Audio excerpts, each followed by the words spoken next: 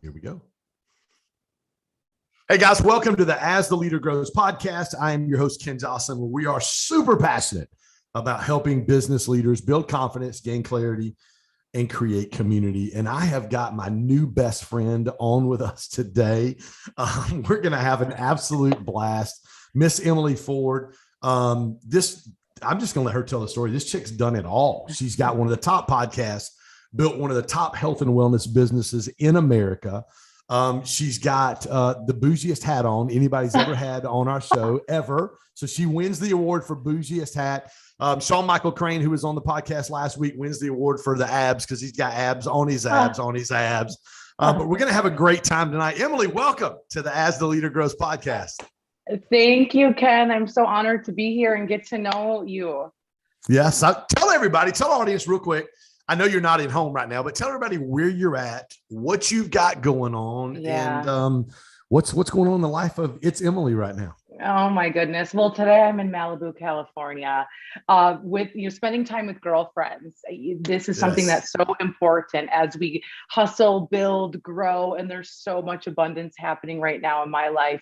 I still need that connection with friends, and it's so deeply important to me. So I'm out here also doing a show on Friday out here as well. But I started my journey 13 years ago, flat broke, 23 years old, living in the Midwest, and I found network marketing. And so that's how I got involved in personal development and found my way of how to build it and build teams, build people. And that has set me up to allow me to do everything I'm doing today. So you built a seven-figure business, became a millionaire, I think you said at 26 years old, one of the youngest in that space with Isogenics. Yes. And then you kind of went further into your story, single mom, living on a mattress in the floor. And I'm like, well, that sounds like my story. Talk about how do you go from living in the suburbs of Minnesota, single mom with a mattress, to being 26 years old and becoming a millionaire at that age?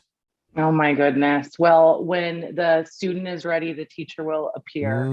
And, since I was a little girl growing up with a single mom, there was a lot of hard times. She had an abusive live-in boyfriend. I was alone a lot when I was growing up, and I just felt a strange connection to the light. I always knew that I was made for something more, and I just didn't know what that looked like, what that was specifically, until I started to be introduced to people that were living their life by design, people that they seem to just have it figured out. And so I was and am coachable and hungry. And so I met a woman that was building her own business, and I literally went after her. And I'm 23, she was 33. And I'm like, you have a life of freedom and I don't. I was working multiple jobs. I'm like, this is not what I want for my life. And so I literally went to her and I said, is your company hiring? And she giggled, and it's not a company. It's entrepreneurship, right? It's a volunteer type of situation. And so I went to her and said that, and she said, I'm hiring. Yes, I am. Sit down. And that day changed my life forever, because finally I had people come into my life that were they weren't going to do it for me. That's not it at all, but they were going to show me the way. And I wanted it so bad, Ken. I wanted my life to change so bad. I wanted to be the one in my family that made a difference, that kind of broke that family tree, if you will, of alcohol and abuse and things of that nature. And so I saw a better way. And so what happened to me, though, is that I became extremely committed to my growth, committed to becoming a new woman, and committed to service-based leadership. And let me ask you a question. Let me ask you a question really quick. And I didn't mean to interrupt you. I did, but let me ask you this question. How hard was it at 23, 24 years old when you're making decisions and you really are developing a growth mindset for the first time in your life? How hard was that for family and friends that were not used to that Emily? Oh my gosh. I mean, they were like, are you okay? What's going on? I think it's a mixture of things. I think because I'm the baby of the family and my brother and sister went to college. I didn't, and so they were like, are you okay? who are you hanging around with? And they were a little threatened, a little curious at the same time. But after a while, I just had to prove that this was the new Emily. Like, this is my new world. And you either have to accept it or distance yourself, because I'm not stopping, you know? And how was that for you when you had to? I always talk about 3 spheres of influence: community, circle, corner, and your circle is the 10 to 12 people you spend the most time with. And constantly evaluating those people and getting the wrong people out the right way instead of just severing relationships. How did you do that? What did that look like in your life then? So I had everyone individually, and my brother is more like a father figure because I didn't have a father in my life. And so every single person, I just said, hey, this is important to me, and here's why. I found something that I believe in. I'm going to go to work and change myself and change my life. And am I perfect at it? No. Am I making mistakes along the way? Of course. So it's really the law of the buy-in, right? That our friend John Maxwell talks about. I got them to buy in to the idea of who I was becoming and a new world that I was going to create for myself. So now they didn't feel that separation. They actually felt like they could support me more, even though we were completely pursuing different things. Love that. I love that. Talk about the journey. 23 years old, you go to a 33-year-old. Are you hiring? Of course I am. Talk about, like, what were some of the things you learned in those first couple years in entrepreneurship about business, but even more importantly, about yourself? Yeah. Oh my gosh. What didn't I learn? I mean, the first thing I learned is I had a broke mindset mentality, victim mindset. Even though I grew up as an athlete, as I grew up as a class president, my mom always taught me that we love everyone the same, no matter what, no matter if they're the janitor or if they're the CEO. Like, that's just how I grew up. Which I'm grateful for. But I really realized when I started to build my own life and my own business that I had a lack mindset. And it was around sales. Like, when it came to asking for the sale, I was like, oh my God, I'm so afraid to ask them for their credit card. And it was subconscious and then conscious. And then I had to work through all that. I really learned as a 23-year-old how to talk business, how to level up to people. I didn't have money, but I was talking about this business opportunity. How do I mirror them? How do I match them? So I learned influence, sales, all through doing, though. That's the thing. I read books, but it wasn't until I got out there in the real world and gave my 30-second spiel, my 1-minute spiel. That's what changed me. And then I learned how to connect with this woman who's a mom of 5, and this guy who drives a Mercedes, but he's completely lacking purpose, and every different type of human. So I learned through that. But then I also learned along the way how to set up my life, working from home, priorities, all that kind of stuff. That when you're an employee mindset, you're robotic. You don't really realize all that. So I learned about, meditation and, all that good stuff that we love so much. That really did change me, because if I was going to go out there and have a voice and try to change people's lives, I needed to first change mine. And that starts every single day. I love that. You talked about because this is something I think outside of Grant, who's a really good friend of mine, outside of Grant, everybody else struggles with, hey, which credit card? Would that be Visa, American Express? With Visa, MasterCard, or American Express? It's like Grant says it all the time. Yeah. But what did you do to overcome? Because you just said subconsciously, consciously, I was like, for everybody that's out here listening, because I know people that are successful, that are making 6 figures, multiple 6 figures, and they still are like, when it comes to asking for a credit card or the close. How did you learn to process through that? And what did you do consciously and subconsciously to get over that hurdle? Yeah, that's a beautiful question. There's 2 different parts. First, I realized the value of what I was selling. And so the psychology around that. And I mean, a lot of people, I'm like, do you even believe in what you're selling? Do you believe in it? So I had to have belief in what I was selling. I had to have belief in my opportunity, and all the different components of it, depending on if you're a service-based business or what have you. And so that's like the number one thing. And whenever one messages me on Instagram, I'm like, do you believe in what you're selling? Because if you don't, good luck. Right. And so I had to, in this particular instance, I had to see a bunch of testimonies with our products. I had to learn a little bit of the analytical stuff. I needed to learn the science. How does it work in the human body? And then I had to look at the compensation plan and say, can any ordinary American win at this? And so once my belief level got up, I was like, dude, I believe. I definitely believe. Now I mirrored that with the things that you hear, but a lot of people don't do: affirmations every single day. I am a wealth magnet. Like, I am a millionaire. This is all the things that I've been saying over and over and over. My first affirmation is I have a millionaire mindset. I love it. That is my first affirmation. I have 5. That's my first one. We are so similar. It's amazing. So I started to reprogram the subconscious, and literally brushing my teeth. It's like it was all on my mirror in my bathroom, all the different note cards. And, I started to, literally walk taller, talk with just a bigger presence, more certainty around what I was doing. And then, once you get a good one, it's like that momentum. And so it builds and builds and the credibility builds, and the credibility builds, and you build this onto this and onto this. And then the proof is in the result. So after a little while, it's like, you couldn't deny it. Yeah. The confidence, and you're building confidence as you go. When you said note cards on the bathroom mirror, I'm like, I would have loved to have been a fly on the wall when a girlfriend comes in to use your bathroom and goes, what is all over your mirror? Oh, they did. So my old friends, because I had my old vision board up, and then literally, you would open the drawer, the silverware drawer, and I had the numbers of the cycles I wanted to hit, which is that equivalence to money. And so I basically, everywhere you looked was a sign of me going after my dreams. And I had my old friends come over, and they saw my vision board, and I wrote myself out a check for $1 million, and it was on there.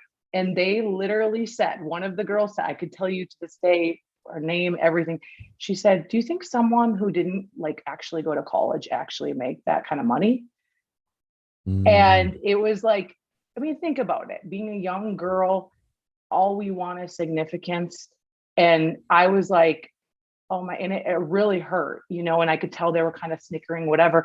But it was in that time where I realized, these are not real friends, I'm supporting them going through being a pharmacist, being a whatever they want to be.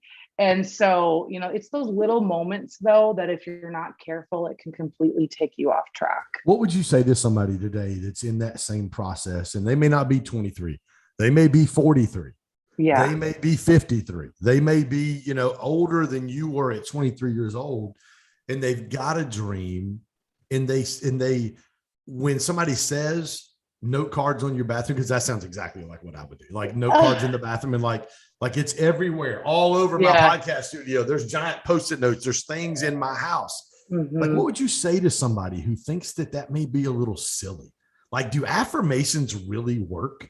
Does it really work to have note cards in your shower when you're showering and you're looking at I literally this morning was in the shower, shaving my head, and I'm looking at my reflection this morning, and I'm saying my affirmations to myself in the reflection in my like plexiglass shower or whatever. Yeah. What would you say to somebody who goes, well, that's just silly? I would probably come back with a really smart comment, because it's just kind of how I would be, not so nice, but I always ask the question, like, is what you're currently doing in your life, is that working for you? Like, if it's working for you, if you live every day and you bounce out of bed and you are jacked out of your mind, I call it jam, to just go and crush the day. If you're living and you just feel this immense amount of gratitude, and you're on the track to success, then laugh all day at my affirmations. Then you can laugh all day at what I do. But, I'm doing what works for me, what's proven scientifically also. And in this chaotic world that we're living in, what you focus on expands. So for me, every single day, I am focused on living the life that I want to live. I'm focused, and it's a fight to live at a high frequency, at a peak state, but I'm dedicated to it, because I know that me doing it is going to make a difference in others' lives. So that's my mission. It may not be yours. That's what I would say. My first big stage I spoke on was 20 years ago. I was 30, 32 years old. Okay. About 9,000 people, right behind John Maxwell. So, I mean, the first time on big stage, 9,000 people, and I speak behind John. My mentor spoke after me. The next day, she said, "Hey, I want to do lunch with you." And she sat me down and she said, and I want to ask you this question because this is important. She asked me, she said, "Ken, do you want to be successful or do you want to be significant?" She said, because they're two vastly different things. What does that question mean to you? Success versus significance? Well, my human needs is growth and contribution.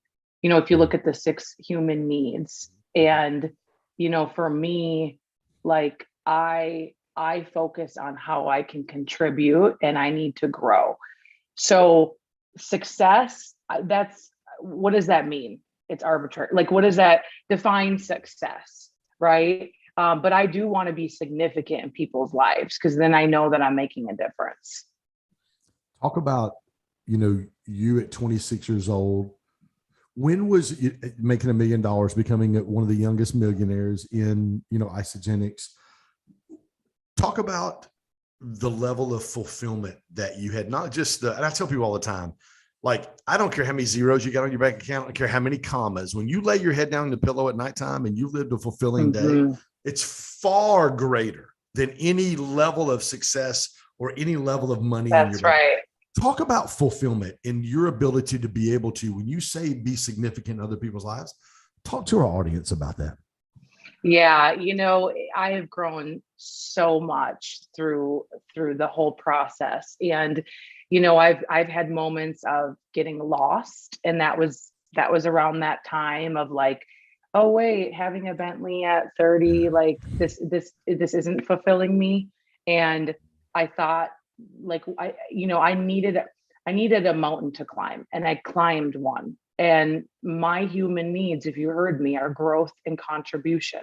So if I'm not continually growing and trying new things, then I suffer a little bit. So there was a period where I was like, wait, what's next? But then I realized, and I got back to the why of why I did this in the first place, which is talking to people. I was just in New York last weekend, and I get emotional because, I'm working with a woman and they have 3 kids, and it's like she has big dreams, and they're minimal income, average, below average income, and just to meet her little girls was huge for me, because I'm like, oh my God, this is why I do what I do. I speak greatness into their mom. I help their mom, so that way their life can change, so their family tree can change. And that's the juice, Ken. That's the juice. It's the stories that keep me going. And even with my show now and everything I'm working on, it's the little stories. They all add up. And to me, it just makes me know when I go to bed at night that God is saying, well done, good and faithful servant. Not every day. I have days where that's not what I get, right? Yeah. But that's what I strive for, because that's what makes life worth living, Yeah. Talk to me a little bit about your faith. I know we talked about this earlier. I spent half of the last 25 years in full-time vocational ministry, pastoring churches, planting churches. Yeah. Talk about your faith. How has that been important and helped be a guide to you from going from a single mom sleeping on the floor with a twin mattress to where you're at today? It's everything. I mean, it is everything. I strayed a little bit growing up. I grew up Catholic, left the Catholic Church. Nothing wrong with any of this, but for me, non-denominational is where my heart resides. And I met Erwin McManus when I moved to LA. Love Erwin. He's one of my favorite people on the planet. Me too. He's one of my favorite people on the planet. Goosebumps. Look at that. Look at that. I literally love Erwin. Yes. So, I basically, it's always been my foundation. My faith has always, but when I went through a bad breakup, I had that rock bottom moment. That's when I really found Erwin and went to Mosaic every Sunday. I mean, no matter what, no matter if I'm on a plane, it's a non-negotiable. Yeah. Like it just is. Faith is number one. And it really transformed me from the inside out. It's made me more creative. it's made me, I mean, I think we know, if you live in faith, you know this, it makes you have integrity. It makes, there's so many things that happen from being a believer. It has made me have courage that you cannot manufacture. Like everyone always says, where do you get all this courage? And I get it from my faith. I absolutely do. There's just so many parts of it. And so it's helped me. My outlet is worshiping. Like that's how I connect. That's how I get in a state of gratitude, which raises my frequency. It has helped me in every facet of my life. And I would not be the same without it. I just wouldn't. It's so funny. I actually posted this today. Those of you guys listening, you're not gonna be able to see it, but it says, do you have a morning routine? And I said, here's mine. And it's 4 a.m. alarm, worship, quiet time, my YouVersion app. I literally walk through my whole, even on my Instagram page every morning, I put whatever worship song I have that's on that hits when I do my little shuffle, whatever it is, I put it on there. I tag a few friends, put the little music tag on there, because I want people to know that this is how I start my day. And when you said something just a minute ago, I think it's huge for people that are faith-based. And if you're not, that's perfectly fine. I have for sure. I have what I believe is one of the most unbelievable faith-based entrepreneur masterminds in the world. We have 3 or 4 8-figure earners. It's a phenomenal community, and it's majority of them are faith-based. I mean, I've got some Muslims in there. I've got some people that are trying to figure it out, which is fine. And I love, like, the one thing I love about Erwin, and I know I'm asking the questions you're answering, but I'm going to tell you what I love about Erwin. I love how he just communicates to people that don't know about faith or are in that journey. That's the one thing about him. I know. For 20 years, I've been listening to Erwin going, like, inside the church, we need to learn how to communicate with the world the way that he does. Because when I listen to him talk, I think, well, this is exactly how Jesus talked to people. This is exactly how Jesus talked to people. And I think when I was younger, I was retracted from certain faiths and backgrounds because I felt like it was super judgy. Right. And that's the energy I felt. And when I met Erwin, I was like, this is like Jesus. Jesus loved everyone the same, and that is really how we should be. And it's just, whether he's speaking to atheists, it doesn't matter. Communication is his gift. And so good. This is what you said just a minute ago. You said my worship helps me start my gratitude the right way. Talk about that. When we live in a state of gratitude, we cannot have fear, hate, all those low frequency emotions. And so you can close your eyes and think about your kids. You can think of what you're grateful for. And when I was sleeping on a mattress on the floor, one of my mentors said, because I was frustrated, and they're like, why on earth would God give you more if you can't even be grateful for what you have? And what they were trying to say is like, dude, your energy sucks. You're being a victim, And so that switched my mindset. And I'm like, I am grateful for the sun. I am grateful for opportunity. I'm grateful for the little things in life. And so for me, I always try to find ways to be grateful, because, we're so similar. Ken, you and I live crazy fast, busy lives, and it takes one person to piss us off. It takes, it's the way it is. And so what I love to do in a great way that I can connect is through worship music. It automatically swells up my heart. I feel grateful. And then I have just so much more energy when I feel grateful. I have so much more energy to go do what I want to do, to attract the right people into my business, into my life. I mean, some people are just like, I don't even know what you do, but like, I want to connect with you, because our frequency speaks volumes. Yes. Yeah. When I did an event in October at Brad Lee's he just did a whole bottom floor event space, about 100 people. I had a big mastermind there. And Gary Brecka, who's partners with Grant Cardone, I was telling you about Gary earlier. Gary was speaking on, he's a big time celebrity biohacker, and he was speaking on frequencies. And he said, authenticity is the highest frequency that we emit as human beings. And authenticity comes from a belief in a subject and a passion about a subject. Wow. And he said, it's the highest frequency we emit, and it's the most sought after.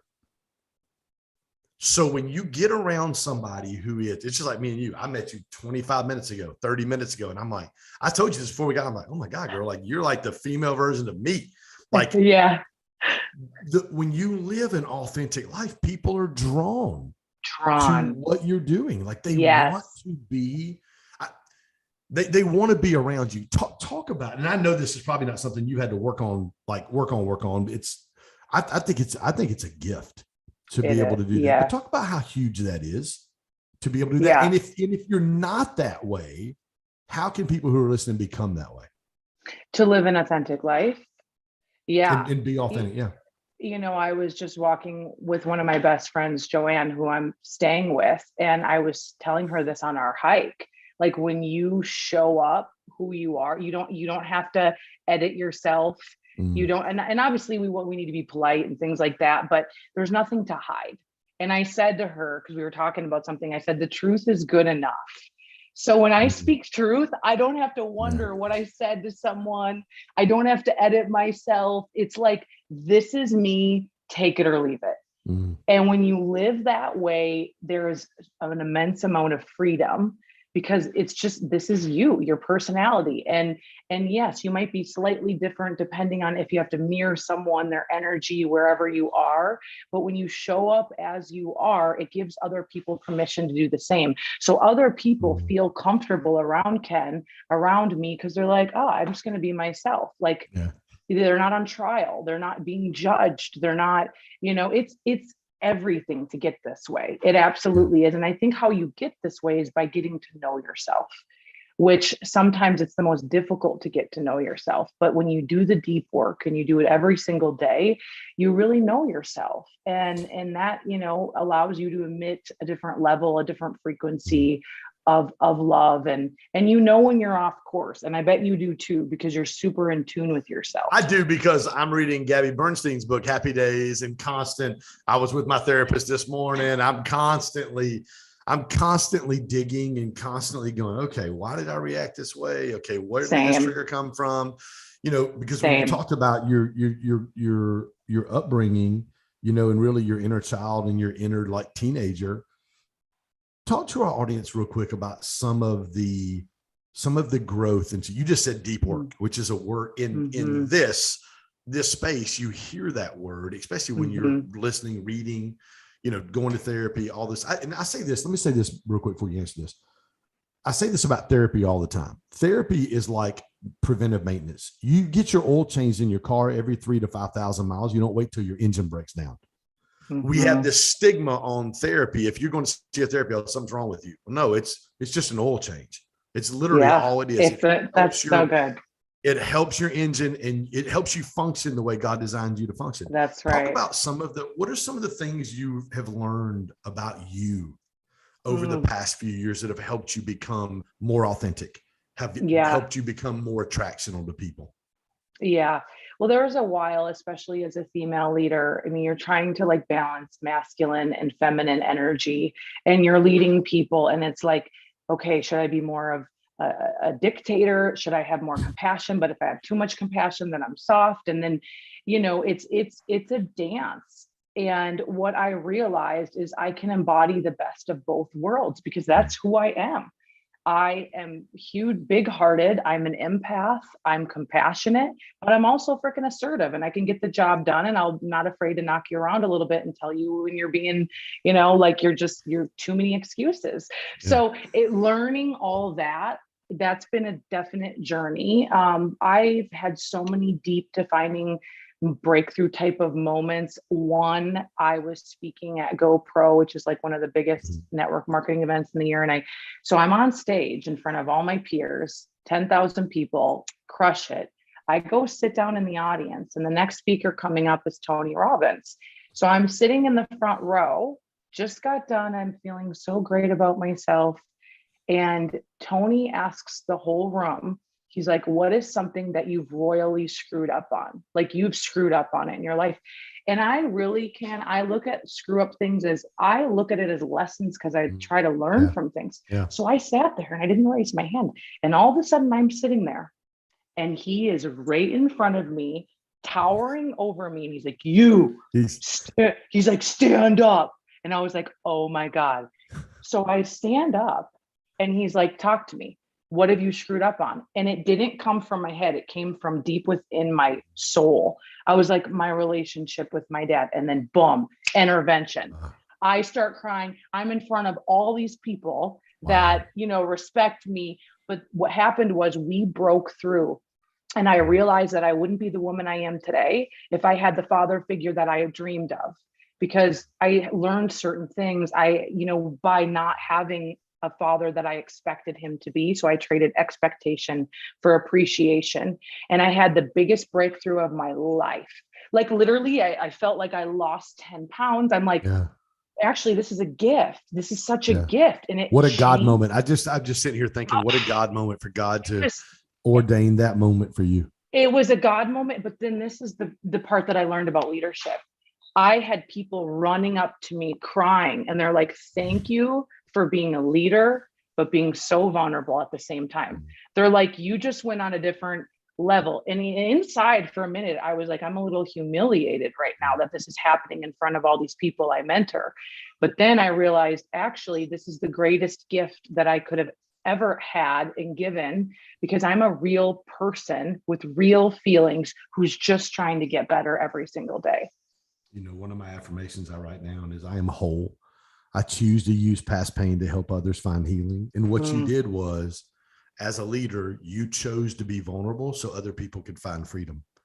Amen. Like you chose at that moment, like you said, it didn't come out of my head. It came out of my heart. You chose at that moment, like, okay, I'm going to find freedom. You felt uncomfortable, but what happened was there was a flood of people in the room that not only now they're listening to you at a different level in your leadership, but they're also going, hey, it's okay for me to be vulnerable so I can find freedom. Exactly. That's amazing. Okay, girl, book. Tell me when it's coming out. What do we got? I'm working on all of it right now. Probably like early spring, we're thinking. Yeah. So do you have a date for it? A date for the book launch? And not yet. I'm working with the team, and we're going through that whole process right now. So awesome. I'll be sure to let you know when I do. So it's gonna be hell. I guess it's gonna be the It Factor. That's the name of the book that you've got coming out. Yeah. So I'm gonna help. Talk real quick with our audience about your podcast. Where can they find you on the podcast? Tell them a little bit about what it is. Obviously, you just had Ed Mylett on in the last couple of weeks with his book launch that we both were at. Anyway, go ahead. Brag on yourself for just a minute. Yeah. So it basically started because I get so many questions. How do you find clients? How do you break through? All the questions. And so I just put a microphone on and I hit record, and I'm 35 episodes in, and it's now like exploding. And so it's all about entrepreneurship. It's real talk. You're not going to get any fluff muff from me whatsoever. I just started to bring on guests that are super exciting. We talk about anything from beauty to biohacking to faith to just real life stuff. So it's Emily's the podcast. It's found anywhere podcasts can be found. Then I also have a blog as well. It's emily.com, and a personal development program. So more to come. Well, I just subscribed. So thank you. I can't wait to listen to it today. Best place for our audience to find you? In Instagram, it's Emily. Connect with me on there. Yeah, for sure. Emily. Amazing girl. I'm proud of you. I'm proud of you and super excited. It's so funny. We're going to be in the same city in a couple of days. I know. I feel like I just gained a new friend. both meeting with Dean, which is going to be phenomenal. I'm super excited about that. So yeah, listen, guys. Connect with Emily. It's Emily. Her podcast is, again, 35 episodes deep. She's crushing it. One of the top coaches and one of the top communicators when she talks about the It Factor, how to communicate, lead, and develop influence. She's like my West Coast sister, where Jen Gottlieb is my East Coast sister. So you and Jen, you know Jen, right? We just became friends. Yeah. So you guys, you remind me as Jen a little bit. So hey, thanks a ton for joining us. Super excited about what's going on, and super excited about us continue a relationship. And then the people, I'm excited. I'm already thinking like, she needs to be on Bradley's podcast. Anthony Trucks. Do you know Anthony Trucks by any chance?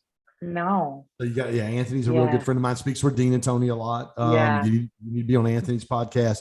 Anthony's real good friends with Randy as well. So I'm thinking, I'm like, okay, she needs to be on this podcast and this podcast. And so thank you. My buddy Craig Siegel, you know Craig Siegel? Yeah, I'm going to be on his podcast in 2 weeks. Yeah, Craig's my boy. Yeah, Craig's a dear, thank you. Friend. Yeah. I just had this, it's just this moment where I'm like, I'm ready to play a bigger game. So here I am. Now I'm with you. So girl, you got it. I love you. I love your transparency. I love the way you stepped into your role. I love how faith plays a part in what you're doing, in your humility, your transparency. And I love the way you're making a difference. Thank you. Hey guys, thank you so much for joining us today on the As the Leader Grows podcast. My host and new best friend from California, Miss Emily Ford. Follow her on Instagram. It's Emily. Look for her new book. If it doesn't come out in the spring, I'm gonna get on her. As a matter of fact, when I go out in Phoenix, we're gonna set a date for when that book's gonna come out. Let's do it. Because I'm all about guidelines, deadlines, and butts on the line. Like we gotta have a date on that. We gotta have a date on that goal.